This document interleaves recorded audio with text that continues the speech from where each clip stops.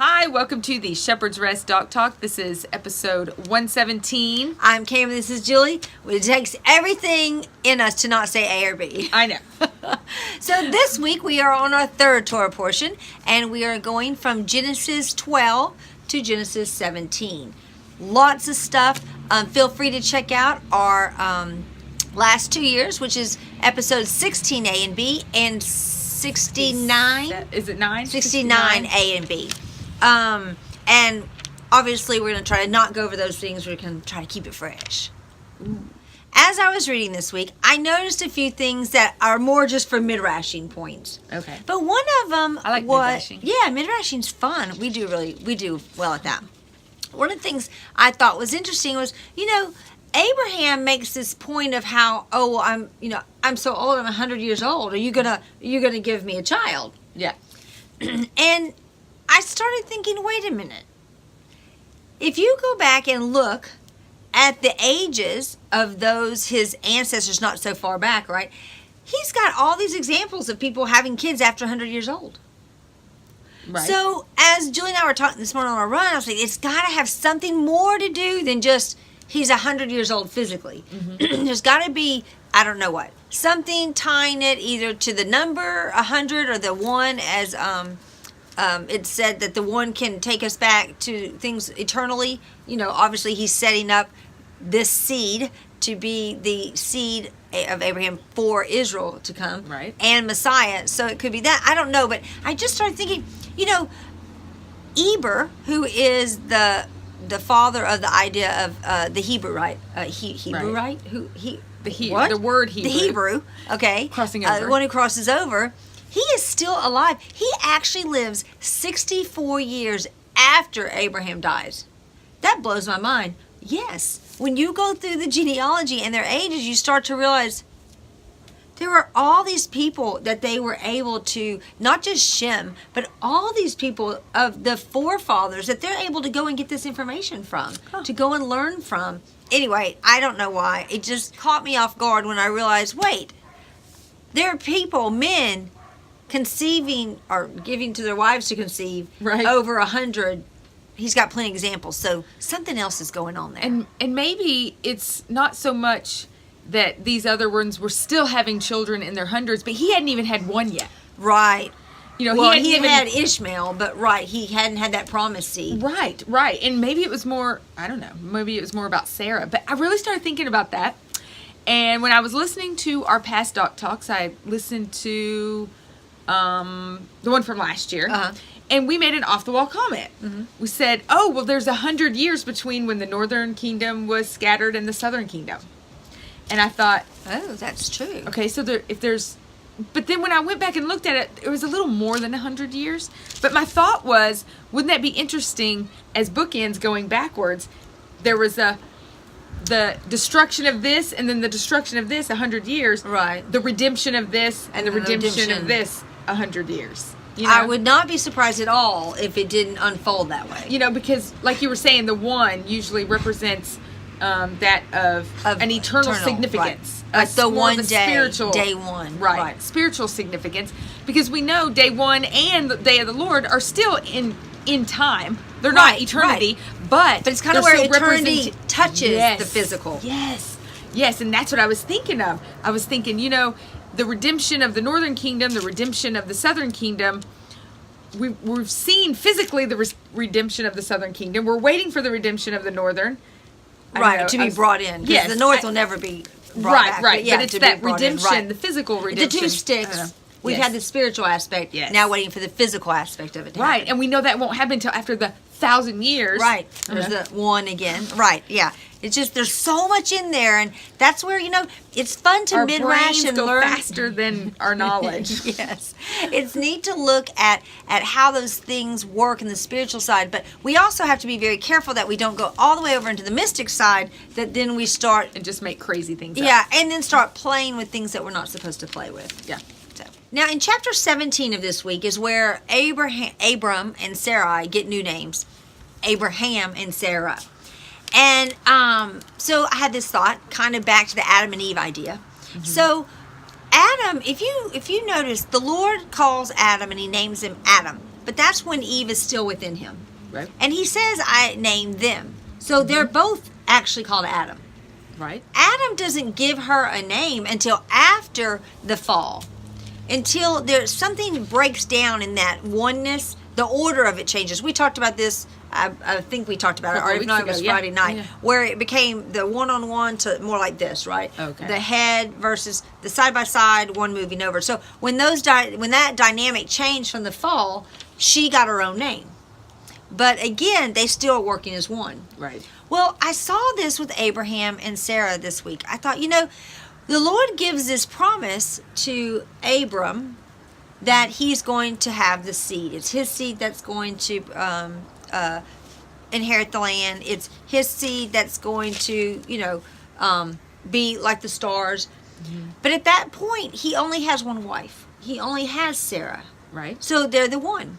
Right. It's not until Hagar comes in, and now there's kind of this wedge between them. Yes. And then in 17, the Lord now provides, hey, I'm not only giving Abram a new name, Abraham, but Sarai is going to get Sarah. Because they had to. It was, in my head, it was a putting them back together as one. There'd been this interference, okay? Well, this back to one. Yeah, the hay. And they both get the same one. Of course, it's the same idea as Adam. They were both in the Adam. Abram. They were both in Abram. Then this breach. And now they have to both have the haze to be brought back together. Because through the two of them, what's the breath of God? Yeah. Okay. So through the two of them, the breath of God with the Holy Spirit, right? They're going to have the promised son. Right. Which, again, is even a bigger representation of what happens with the Father, the Holy Spirit, and then having the Son. Right. But I just thought it was really interesting. She had to have the promise. She had to have the new name, and she also has to have the promise. And we see in 17 that not only is Abraham now is promised to have this nation, but Sarah is also said she's going to have a nation. But Sarah, if you remember, only has one son. Mm-hmm. She doesn't have any more. So it just shows that her multiple nations will come through that one seed or that one birth conception, whereas Abraham's nations are going to come through the multiple wives. Yes. So I kind of see it like this. So because of Hagar, multiple nations are blessed, and Keturah, right? And Abraham, really because of Abraham. Right. All right. But through Sarah, all those funnel into one. It's going backwards. It's going the other way. Yes. That's what will bring going you into back the to the eternal heavenly blessing. Yes. And on that note, you really see where, so when you look at Ishmael, Ishmael is promised to become a great nation. And he has 12 sons, like right off the bat. Yeah. Well, then we have Isaac, who's going, to be born, who's going to be promised this. Yet, it's who do we see first with that big blessing? It's Ishmael. Mm-hmm. We see all these, what seems like the riches, and look how great. Yet, it's kind of like, it makes me think of when Yeshua talks about, look, all the praises of men, okay, you got it on the front end. You're not getting it on the back end. Mm-hmm. Whereas the others who don't get it on the back end. Right. And that's how Sarah is. She's got to get it on the back end. She's, Isaiah 54, it's her tents that are going to open up, okay? And that's because of she went through the hard times first, whereas the others go through the easy times, and then they've got to deal with the hard. That's actually a midrash about life on earth, but not well, going I to that. see Sarah representing the spiritual. Absolutely. Hagar representing the flesh. Right. Well, the flesh always comes first. Right. The spiritual, even in the big scheme of things, the spiritual won't be brought together until the very end. Right. The completion of the spiritual. So, of course, you see her, and there's many, many more. Many are called, but few are chosen. Yeah. That really, I see her, I understand what Paul meant when he said she represents, the earthly. Yes. The flesh. You mean Hagar. Hagar. Right, yes. right. And that's all of us. Right. We're all like descendants of Hagar in the flesh, but through being born again, we get to become children of Sarah. Right, and she really is back to the Adam and Eve idea. Yeah. She is the mother of all. Yes. Abraham is the father of all those who believed, and she's the Sarah heavenly. is the mother of them all. Not like heavenly queen, any of that stuff. I was going to say, so if there really was a queen of heaven, it would be Sarah, not Mary, right? I'm just kidding. I'm kidding. Even going there. Another cool thing I saw was, so in chapter 12, where we have Pharaoh taking Sarah, right? Ooh, this is where I so saw my the whole story, say you're my sister, blah, blah, blah. Okay. But what got me was when he says, when Pharaoh says to them in 12:18, what is this you have done to me? Why did you not inform me that she was your wife? And then Pharaoh basically, says, take her back. But remember, before that happened, if we look in verse 17, it says, but the Lord plagued Pharaoh and his house with the great plague because of Sarai, Abram's wife. And I started thinking, oh my goodness. So here we have a plague. Uh-huh. The plague is because you have my wife, let her go. Yeah. So that's the same thing that happened with Pharaoh, right? He had Israel who was going to be his wife. Yep. Let her go. Give me my wife back. Now, granted, Pharaoh then didn't go, oh, if only you told me. Yeah. But the same thing you see with the enemy today. He's grabbing on. I see that tug of war. He's grabbing on. And the Lord's thing is like, plagues are coming on you people because you have my wife in you. In the harlot. All those things come on the harlot because within her is that wife. Like you talked about. I love it when Julie talked about the precious stones and the gold, the silver, the precious stones that adorn her, and they're stripped off. And that's that pulling out of the Lord's people. And who's the bride, who's not, it just fits the pattern of pulling out the bride and sending these plagues, not against the bride, but in order for the stronghold to be broken. The establishment. Right, establishment. So then you go back to the idea that we talked about before with the wheat and the tares, right? Mm-hmm. When you start to pull up the wheat, the tares, it shakes the wheat. But that's okay because that's the matter of pulling it out. Right. So hooking onto that, that's kind of what I saw. All right, we always say, Abraham went down to Egypt and came out with great riches because Israel went down to Egypt, came out with great riches. Yeshua went down to Egypt, came out with great riches, right? But what I started seeing was just like you said, it was the difference. So when Israel as a whole, nation, they weren't quite a nation yet, but as the tribes went down to Egypt, they were in slavery and had to be redeemed. That's more about salvation, okay? Yes, okay. Abraham went down because there was a plague in the land, because there were famine in the land.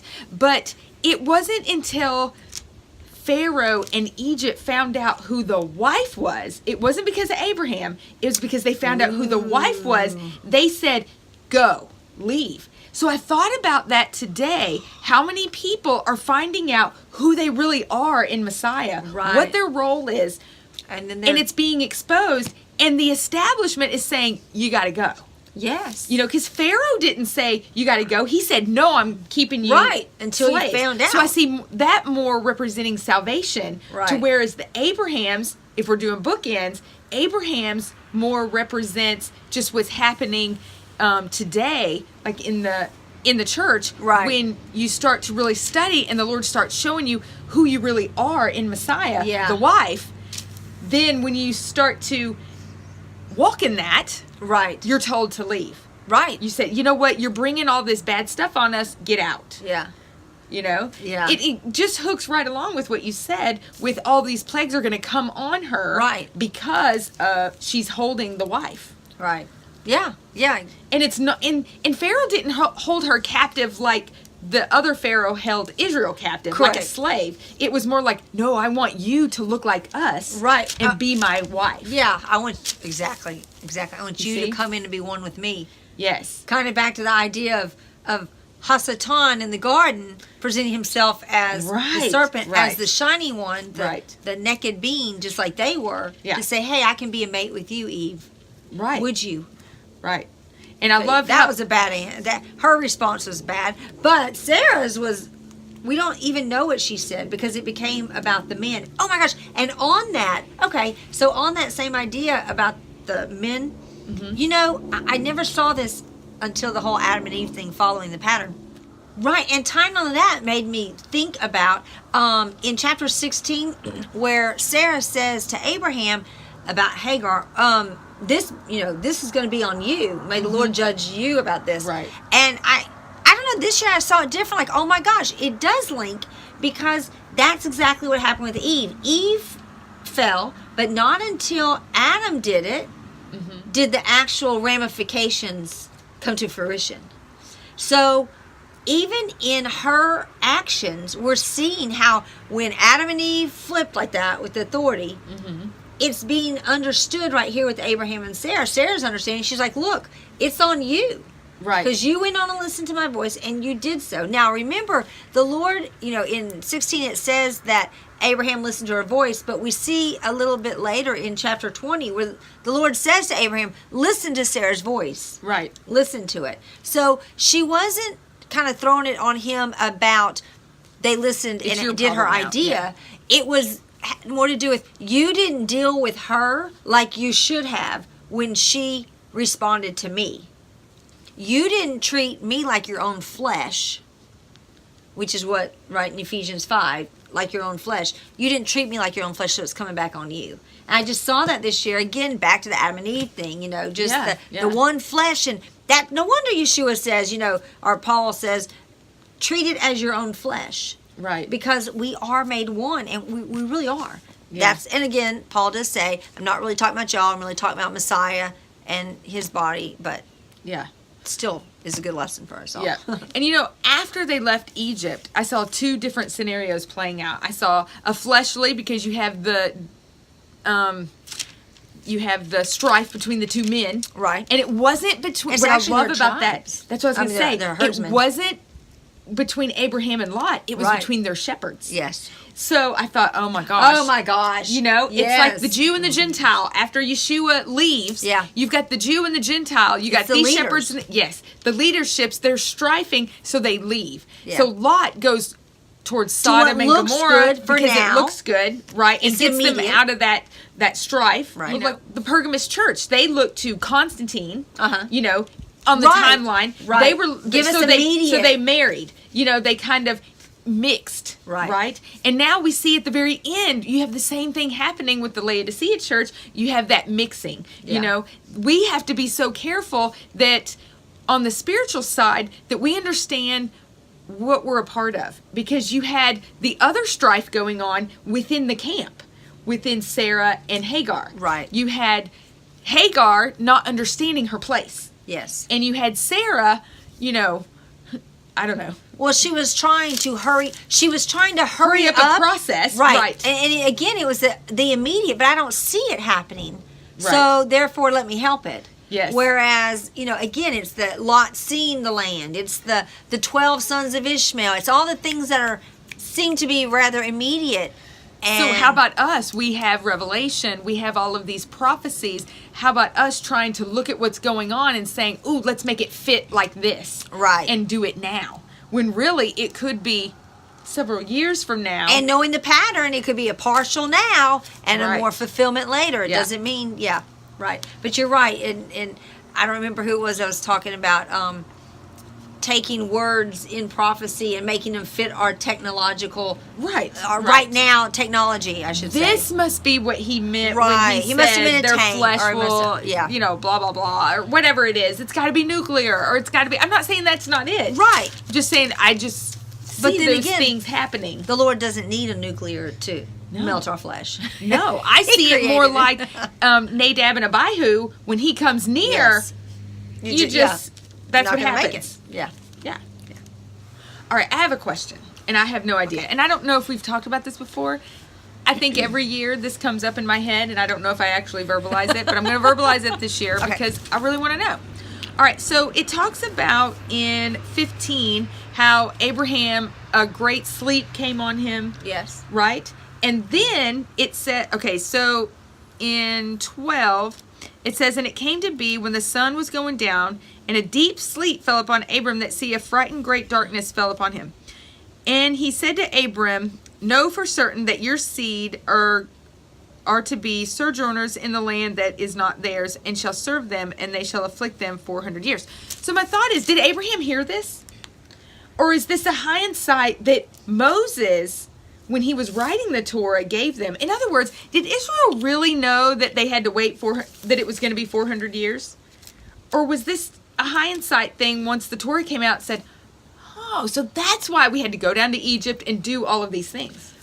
It's a good question. I mean, it does say he said to Abraham.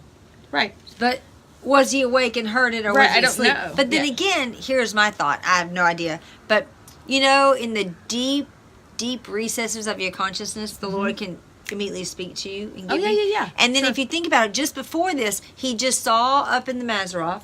He agreed to that. Wouldn't it be cool if what the Lord did there was while he was asleep, maybe not said, hey, I'm going to, but literally showed whatever pieces of the story he missed. So while they're walking through the covenant, the Right. torch and the light, he's seeing the movie.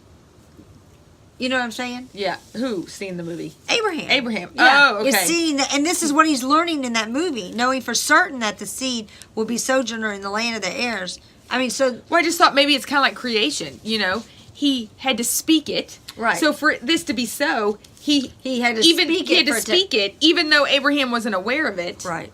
I don't know. It's just a question I've always Well, had. I like the speaking part. That's a cool concept. They had to be spoken out to make sure it was going to come to fruition. Right, because whether or his not he heard it or words not, I don't know. But do not return void. right, but that's a cool thought. I would think he would hear it, but I don't know, because again, that would be something for those leaving that they're kind of been preparing for. Those leaving Egypt. Well, I don't know. That's I what don't either. And I mean- nowhere does it say that. They've been waiting for the. There's No, only it does not say midrashes that. about it. Right, that's So correct. it's something I've always wondered. It's a good if it's one question. of those things that once Moses wrote the Torah, that they were like, oh, right. But they were going through the actions, not really knowing. Right. So that would mean that all those going into the land at this 400 date Yeah. would have had the Torah to know. Right. to We know. just fulfilled We just it. fulfilled. Yes. Right. But those Exactly. Yes. leaving Egypt may not have known. No. Though the midrash is that a group from the tribe of Manasseh did leave early. I think it was Ephraim and Manasseh. It was both. Did leave early and died in the war. Got killed. Right, right. Basically trying to go the route in which people want to always try to make Israel have gone instead of Right, down to right. Sinai. So But again, it's just a midrash. right, you know? absolutely. It's So, absolutely I'm just with some wondering. historical Yeah. finds evidence to support that. But again, what do we know? Yeah. It's a good question. Okay, so that's the end of our midrashing. We thank you so much for joining us. A lot of midrashing. Yeah, a lot of it. That's the best part, though. That's how you learn, and you really get to sit down and chew on like beef jerky. Really chew on it and enjoy the savor. But what does that say that nowadays, when I almost have more questions than answers? That's good. Isn't Because isn't we it good? dug deep enough to go, wait, I'm this digging has deeper. to I'm in be unfamiliar territory. Well, the idea is we know there's always a witness. So it's just a matter of finding the witness in Scripture to testify to answer your question. Got it. Because all those answers are in the Word. You're right. So anyway, we thank you. We will see you next week with the next Torah portion. And for now, thanks for joining us. Shalom. Shalom.